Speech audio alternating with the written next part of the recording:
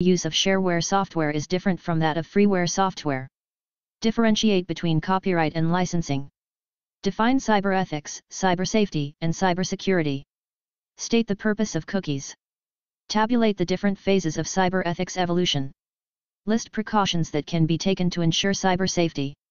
Identify the different kinds of threats to cybersecurity. State ethical behavior to be followed as a cyber citizen. Identify the different categories of cybercrime. Introduction. The world created by technology is one of machines, computers, computer systems and computer networks.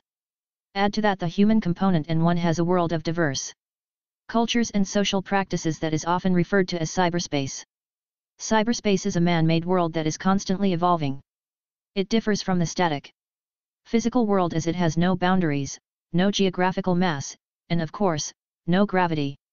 It is limitless, constantly changing its shape, attributes and characteristics. It exists in a form of bits and bytes. It is an information-driven world. Government, hardware manufacturers, and software application providers act as gatekeepers of cyberspace. This medium, which is dynamic, infinite, and intangible, has to be regulated to prevent it from exploding. Regulating cyberspace means regulating both man and the machine.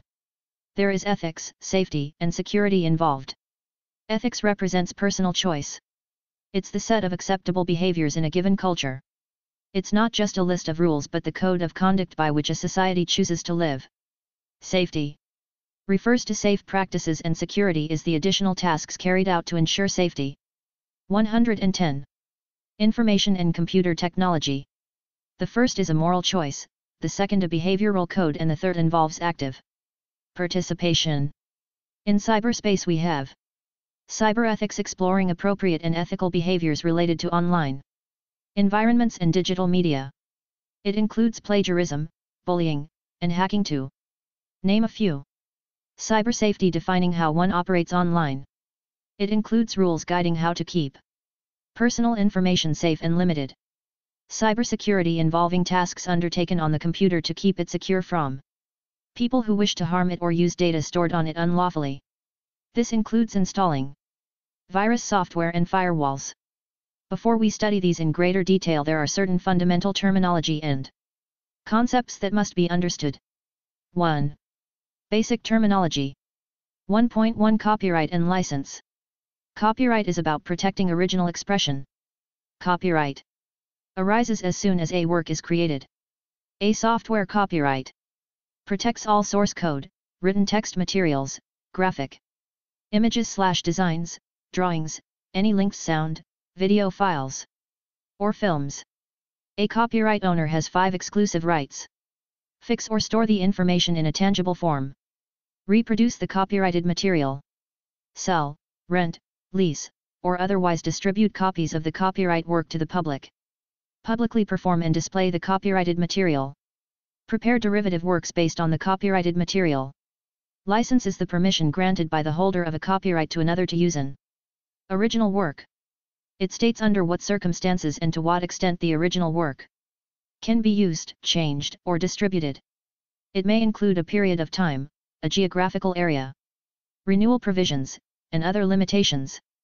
It does not pass on the copyright. 111. Network security. 1.2 Software licensing.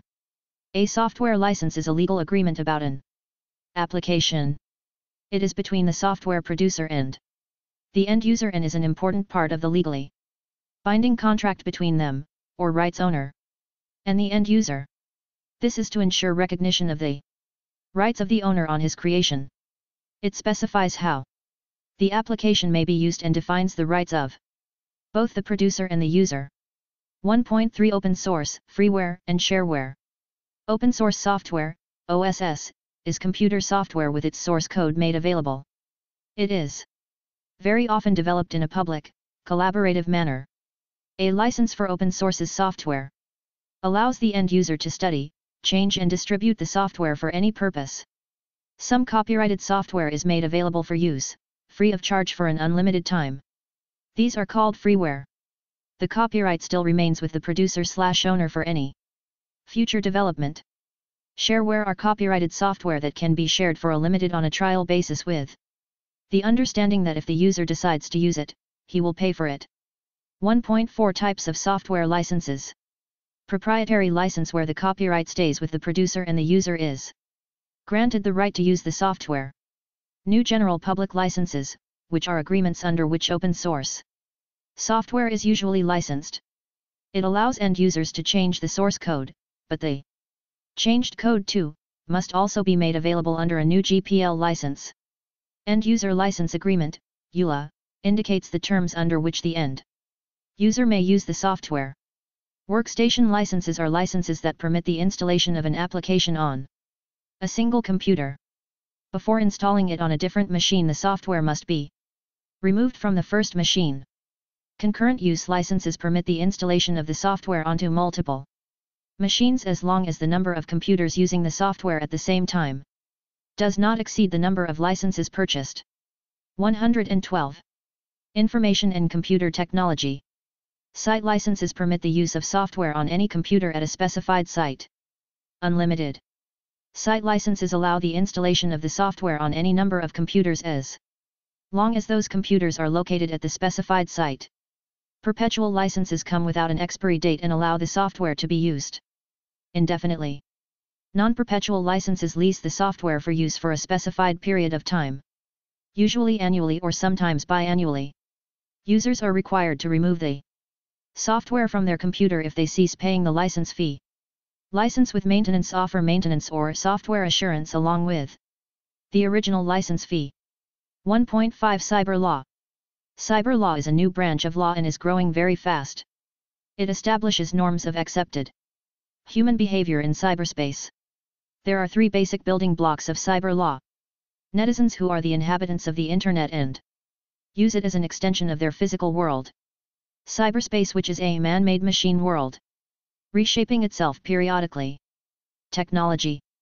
Cyber law includes all the cases, written rules, and government laws that affect persons and institutions who control the entry to cyberspace, provide access to cyberspace, create the hardware and software which enable people to access cyberspace or use devices to go online and enter cyberspace.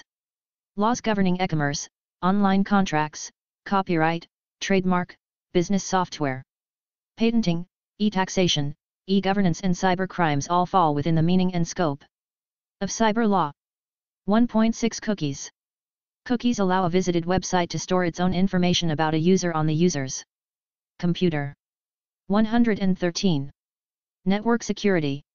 When a user uses a computer to visit a website, the website stores some basic information about the visit on the hard disk of the computer. It records the user's preferences while using the site. This stored information is called a cookie. 1.7 Hackers and crackers.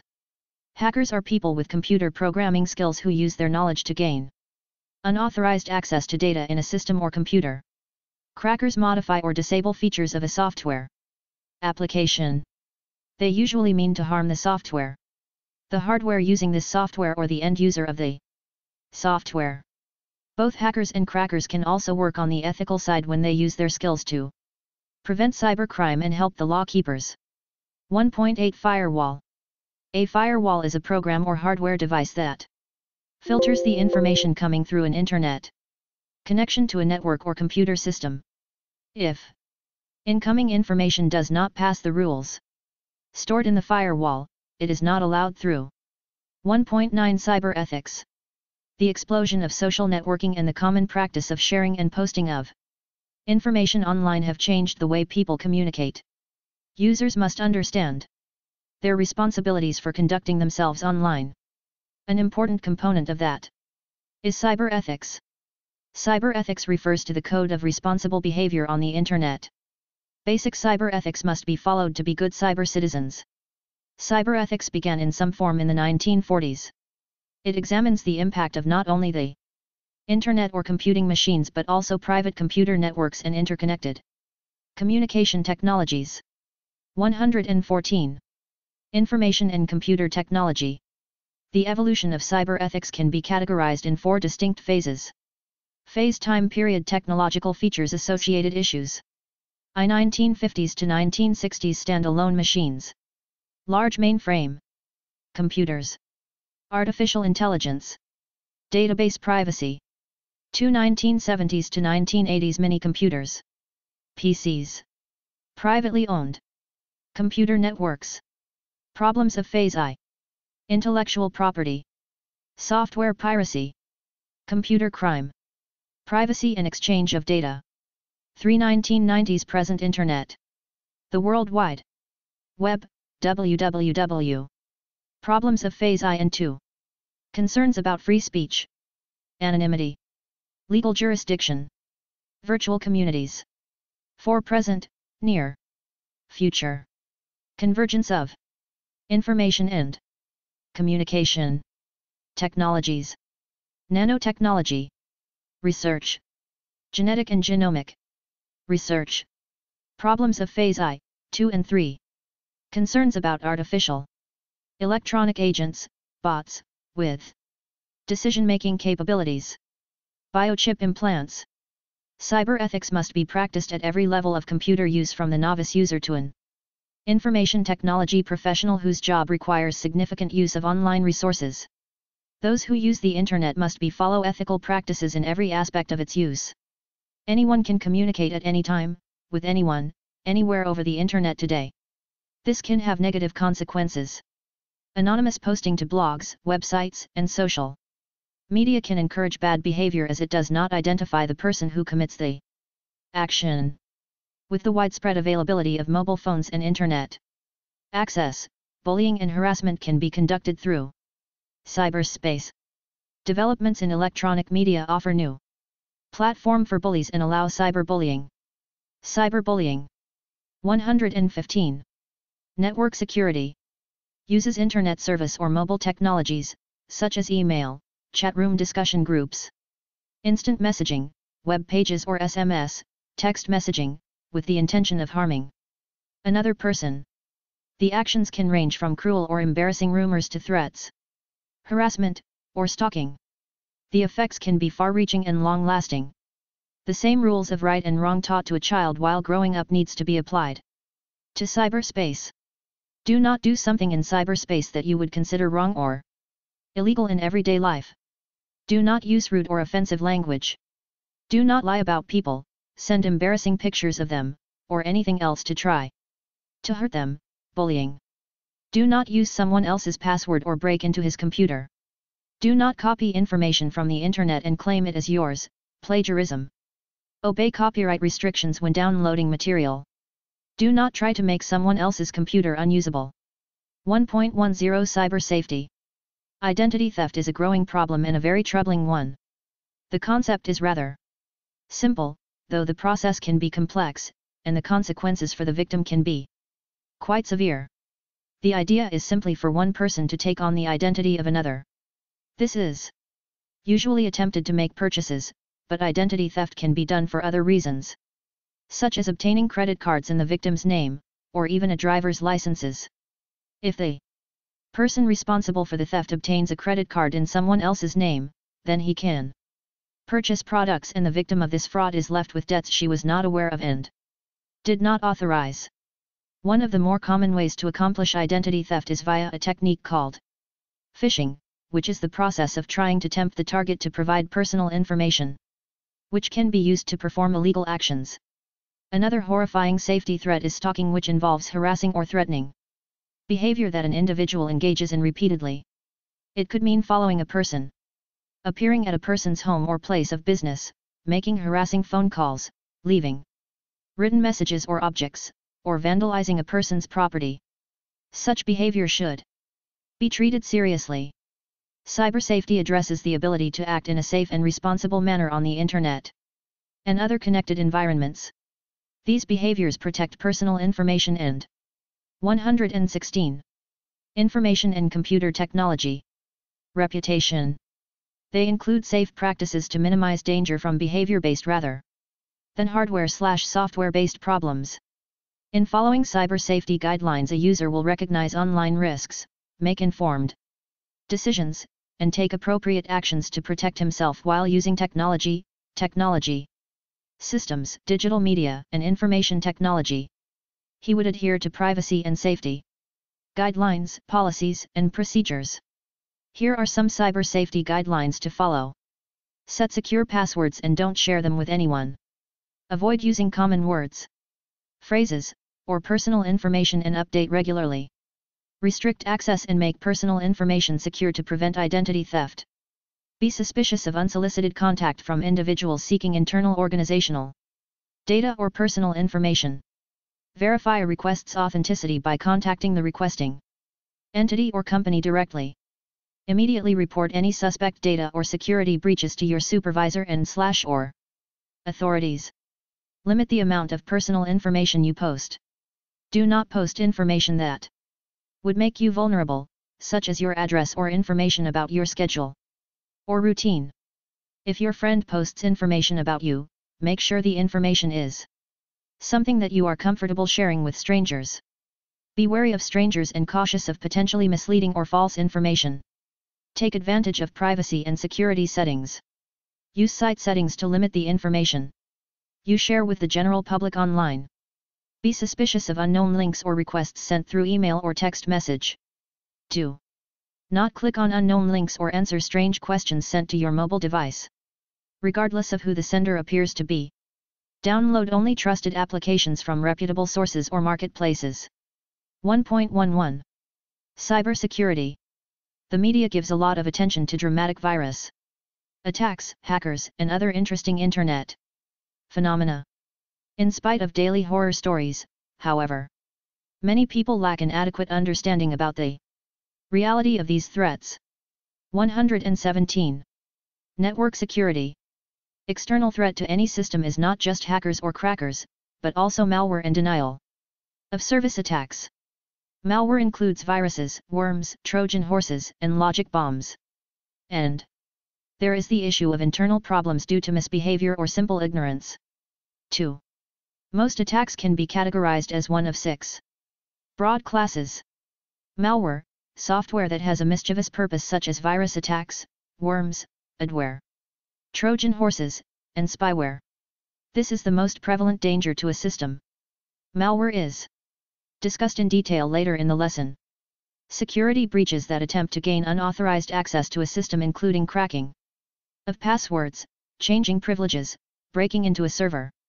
In other words, hacking a computer or a computer network. Denial of service, DOS, attacks that are designed to prevent legitimate access to a system. Web attacks that attempts to breach a website. 2 of the most common such attacks are SQL injection and cross-site scripting. Session hijacking, where an attacker attempts to take over a session. DNS poisoning, which seeks to compromise a DNS server so that users can be redirected to unsafe websites. Malware. Malware is used to disrupt computer operation, gather sensitive information, or gain access to private computer systems. It can appear in the form of code, scripts, active content, and other software. Malware is a general term used to refer to a variety of forms of hostile or intrusive software. Let us take a look at some of the important malwares available today. Viruses. A computer virus is a program that replicates itself. A computer virus attaches itself to a program or file to help it spread from one computer to another. Almost all viruses are attached to an executable file, which means the virus may exist on a computer but it actually cannot infect the computer unless one runs or opens the malicious program. It is important to note that a virus cannot be spread without a human action, such as running an infected program, to keep it going. 118. Information and computer technology. Generally, a virus will also have some other unpleasant function, but the self-replication and rapid spread are the distinguishing features of a virus. Often this growth, in and of itself, can be a problem for an infected network. The infamous I Love You virus slowed down many networks just by the volume of emails it generated. Worms. A worm is similar to a virus and is considered to be a subclass of a virus. It spreads from computer to computer, as it has the capability to travel without any human action. A worm takes advantage of file or information transport features on a system, which is what allows it to travel unaided.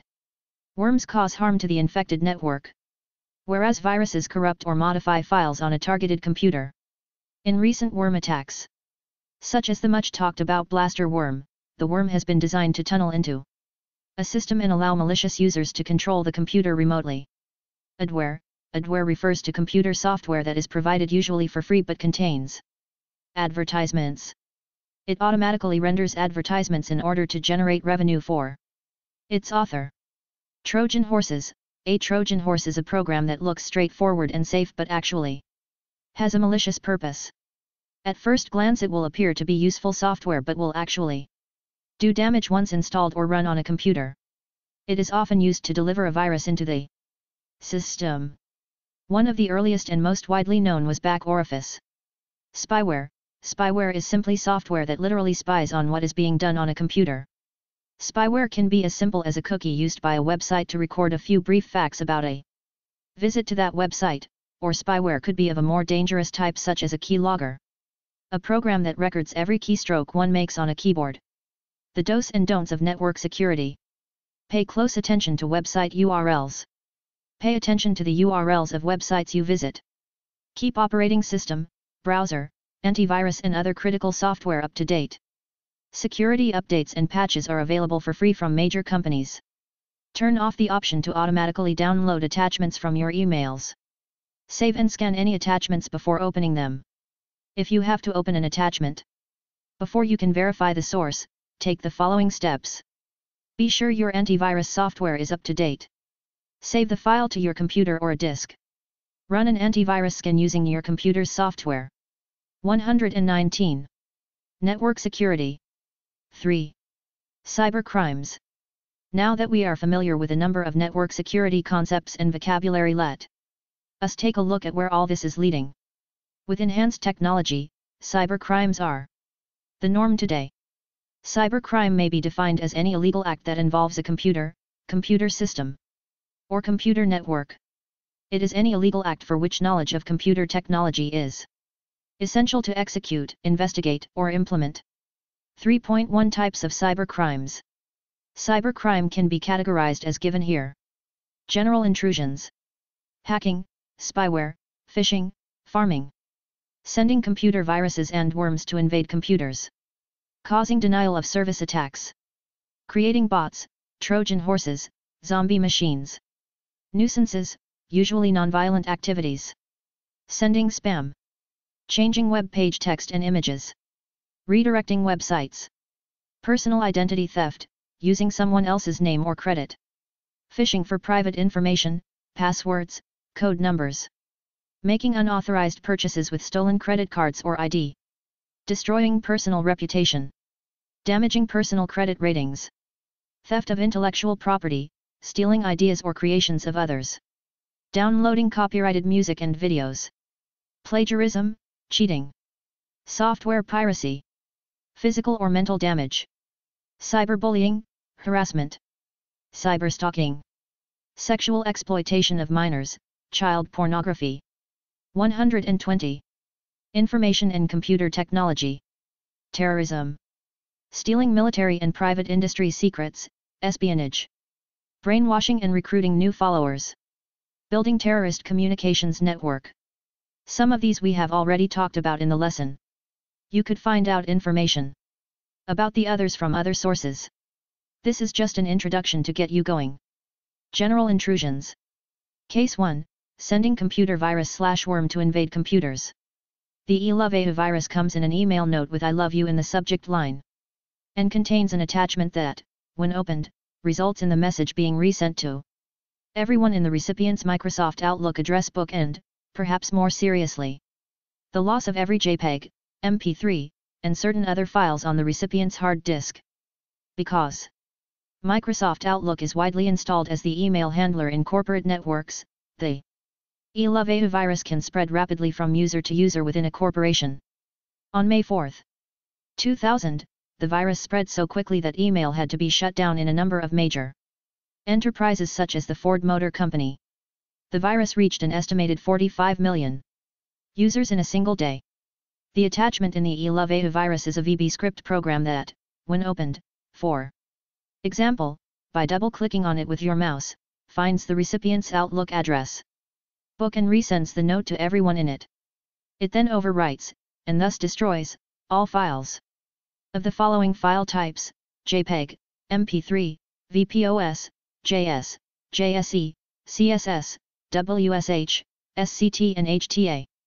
Users who don't have a backup copy will have lost these files. In March 1999, a virus named Melissa virus also replicated itself by using Outlook address books, but was less harmful in destroying user files. The eLoveAU virus also resets the recipient's Internet Explorer start page in a way that may cause further trouble, resets certain Windows registry settings, and also acts to spread itself through Internet Relay Chat.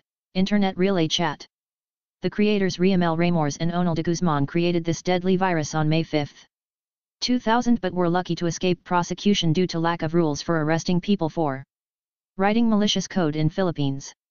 The damage: 50 million infections reported within 10 days. Case 2, Malware/Trojans. A Trojan takes its name from the term Trojan horse. It is a type of computer virus that can be installed on your computer without you realizing. 121. Network security. One variation of a Trojan installs a keystroke logger on your computer. This records the words and numbers you type when you use your computer keyboard. If you log into your online bank account, the keystroke logger will record your login information.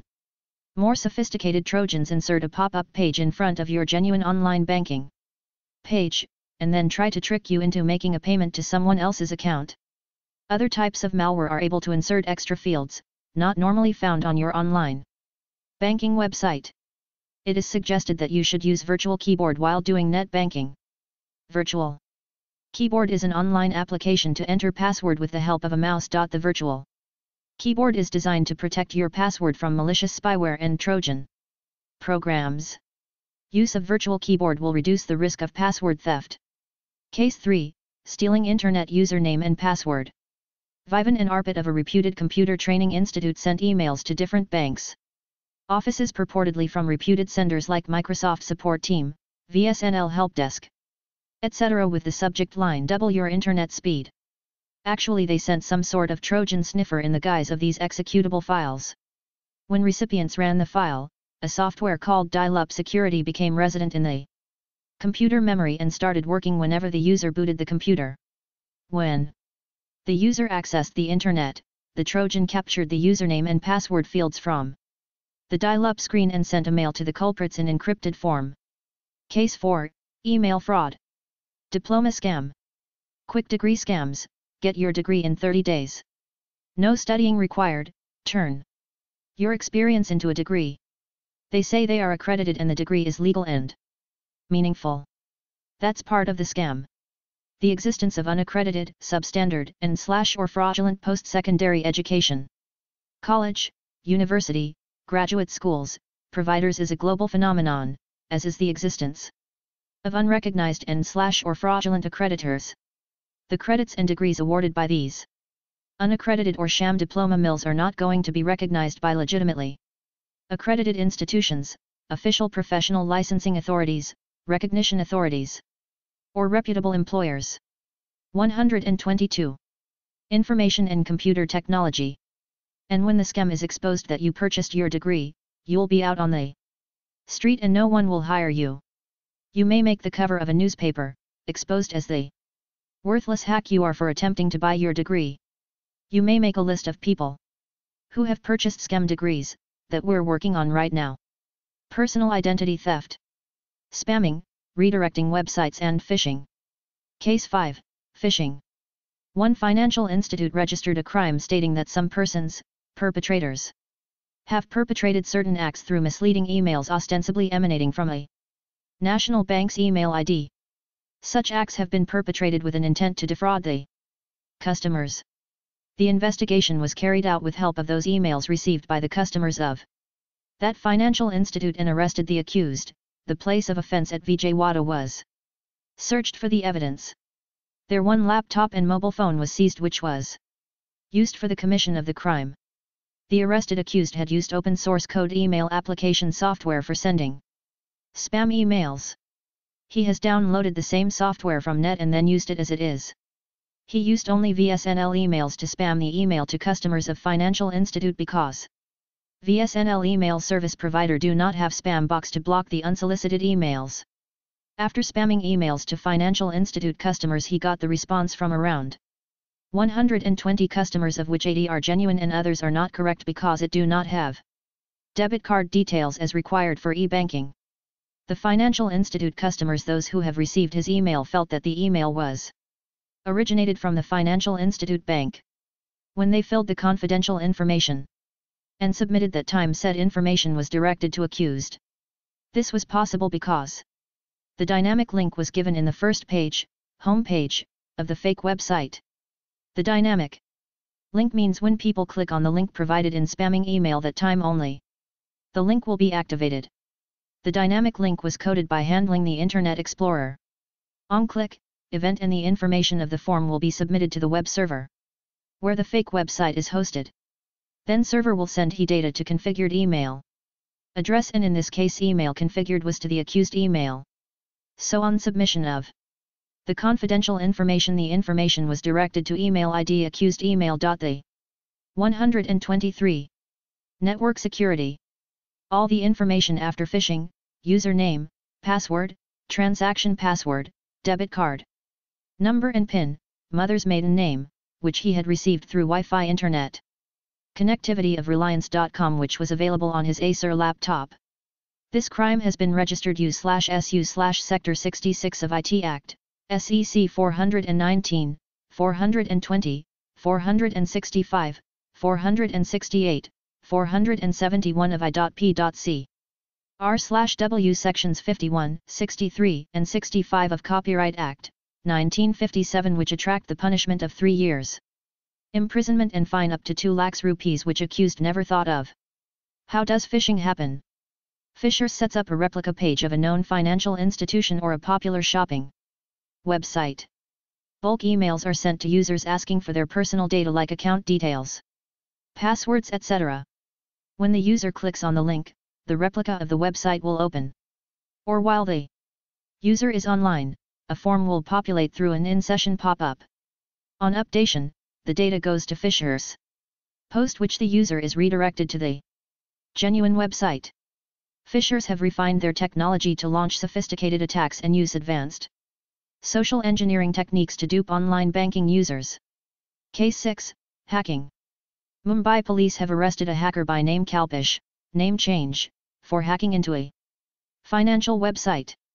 Although the hacker couldn't break into the main server of the financial institution, which was well secured by the financial institution, the accused person could make some addition to the home page of the financial website and has added a string of text to the news module of the home page of the website. Police were able to crack the case by following the trace left by the hacker on the web server of the financial institution.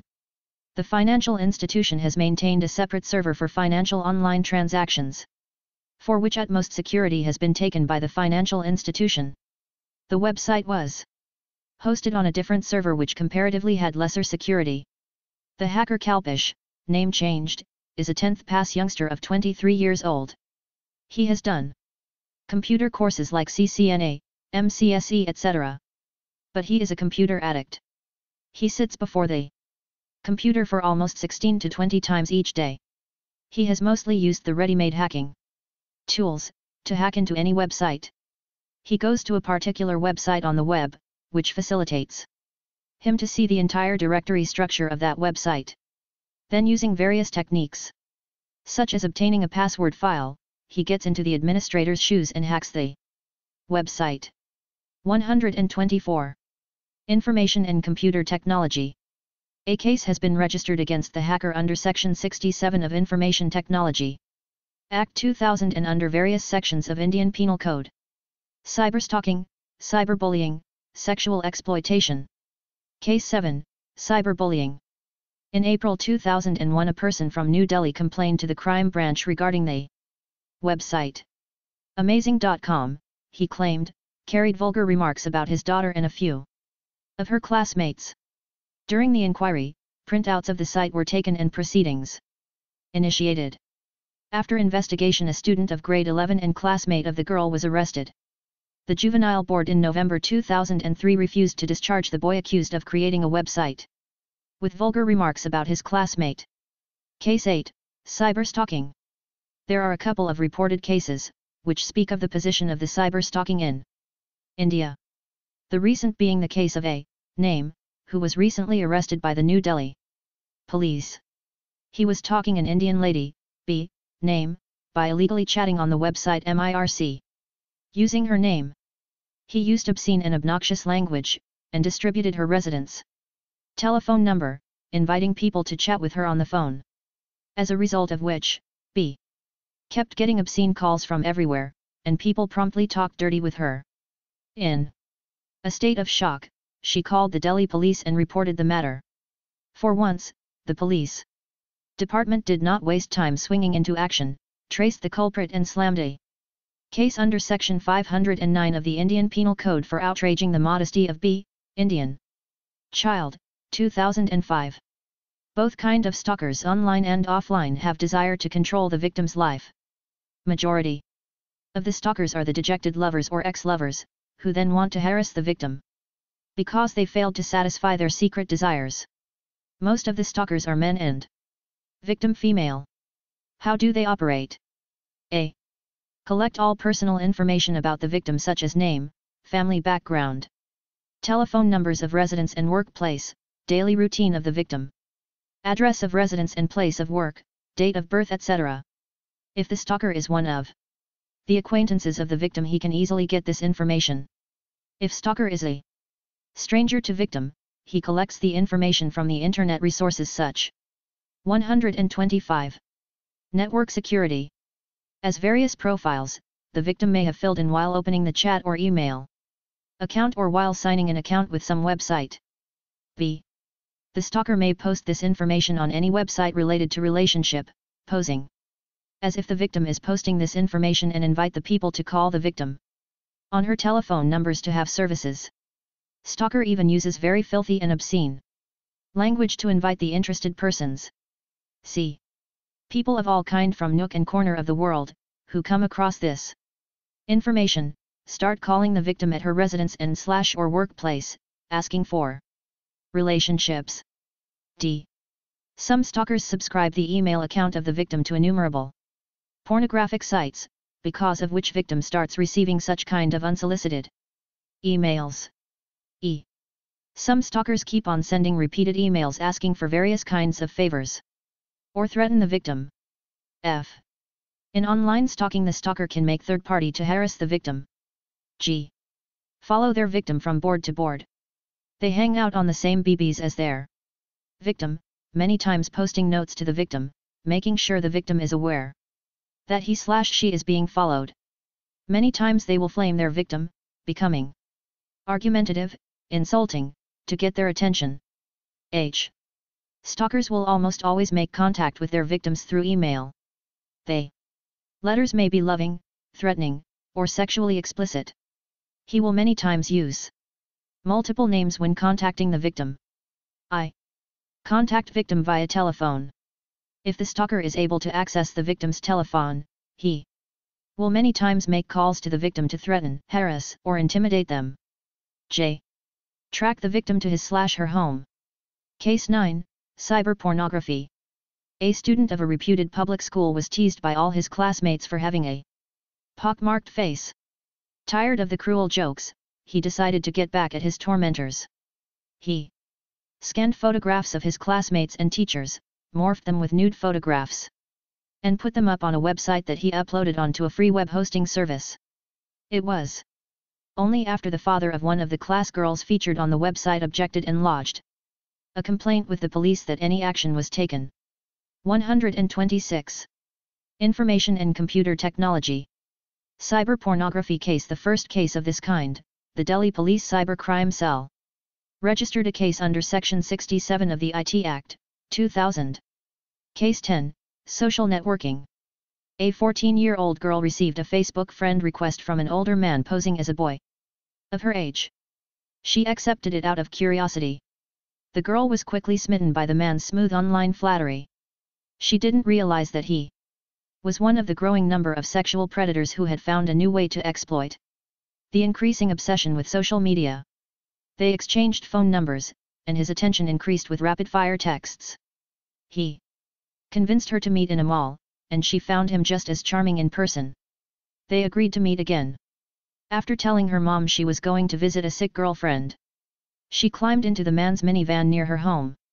The man, a 24-year-old, drove her an hour to a town. There, he locked her in a small room inside a house with at least 5 other girls aged 14 to 17. She came to know that she was kidnapped.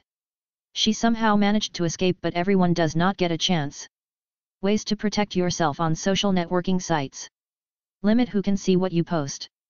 If you don't want random users to see your contact information, you can limit the publication of that data. Just change your settings. You can also block users from having any contact with you should the need arise. One simple and quick setting, on Facebook, you can change to increase privacy is to restrict the viewing of your profile only to users at your own college or to only your friend list. Most social networking sites offer similar ways to restrict access to personal information, but in all cases, the principle is the same: don't advertise to the world what you're doing or where you live. But don't forget that even if you limit who can see what you post, there are ways others can get around it to view your profile anyway. Limit what you post. Don't share things that would make you vulnerable to unwanted contact, such as sharing your email address, physical address, or phone number, or to stalking, such as information about your schedule or routine. 127. Network security.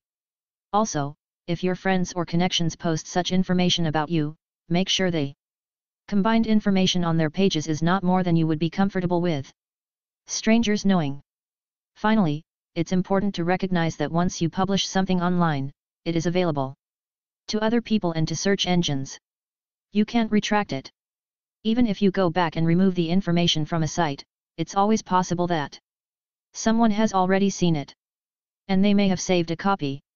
In addition, some search engines cache copies of web pages so that they open faster. These cached copies may be available a long time after a web page has been deleted or altered. Some web browsers, also, maintain a cache of the web pages a user has visited. So the original version of your posting may be stored in someone else's machine. The bottom line? Once something is out there, there's no guarantee you can take it back. Tracking cyber crimes. Case study: admission fraud. A girl, Anita, name changed, came to CyberCell with a complaint. As per the complaint, she registered herself with an admission counselor for admission in a foreign university. After registration, she received a call from a lady named Samira, name changed, who was working as counselor with a reputed admission consultant firm in United Kingdom, for the interview. Anita was very happy to hear that her interview was taken over telephone, and she was given provisional admission and letter was sent through email. Another day, Samira called Anita and told her that she has been awarded scholarship and she has to start a current account in either Axis Bank or HDFC Bank with current account limit up to Rs 25,000/. She agreed and did the same. After opening the account, Anita supplied the relevant details of account to Samira, as she was told that the university will deposit Rs 1.90 lakh in her account and she will have to withdraw Rs 1 lakh and will have to deposit the same in 6 different accounts, and rest amount will be her scholarship money. It happened the same way as told by Samira. Anita checked her account and it was showing credit of Rs 1.90 lakh. 128. Information and computer technology. Next day, Anita approached the bank to withdraw money and deposit the same into 6 different accounts, but due to some technical reasons she could not withdraw the money from her HDFC account having credit of Rs 1.90 lakh. Anita was in belief that she has already received the amount, hence deposited her own money in 6 different accounts, which were from Uttarakhand and Delhi. Next day, Anita went again to the bank to withdraw money, but she was shocked to hear that her account has been blocked by Lucknow police. An infer has already been lodged at Lucknow police station against her and she is the prime suspect. On receiving a complaint, CyberCell started inquiry from the emails received by Anita.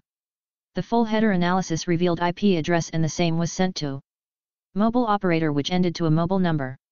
The name and address attached to the mobile number were found to be false, which were supposed to be from Mumbai. Cyber Cell collected the login logs of the internet banking account of Mr. Manish, name changed, and found that money was hacked and transferred from Nigerian IP. Subsequently, Cybercell registered a FIR under Section 66 IT Act, 420/34 IPC. Name and address of the mobile used by Samira were in the name of Nigerian Franklin. Name changed. The address was not reachable as he shifted to new address. After that, Cybercell started analyzing the logs of Samira and identified the numbers to whom call was made. Finally, Cybercell had 5 numbers to be analyzed. After months of analysis, one suspect was traced. Cybercell had the address of a suspect. The house was raided by Cybercell at Delhi and seized 6 mobiles and a laptop, but accused could not be caught. LOC was issued against suspect. During investigations, the culprits were identified to be Aditya, name changed, and her lady CO partner. Mobiles and laptops involved in the fraud were recovered from Aditya's house, but he escaped. After analysis of Aditya mobile, Cybercell found the person named Emma to be the prime suspect, providing bank details to him. Documents seized also show his relation with him. Analysis of CDR revealed that Emma, name changed, is superior in hierarchy of internet job fraud. Cybercell has arrested Emma and his wife from their home. Several bank details, ATM/debit cards were recovered from him. At present, Emma is in central jail and is facing trial. His wife, CO accused in the crime, has been given bail due to last stage of pregnancy. Court has issued permanent arrest warrants against the accused who are absconding. Cybercell is trying to identify the properties owned by the suspects so that proceeds of the frauds can be recovered from them.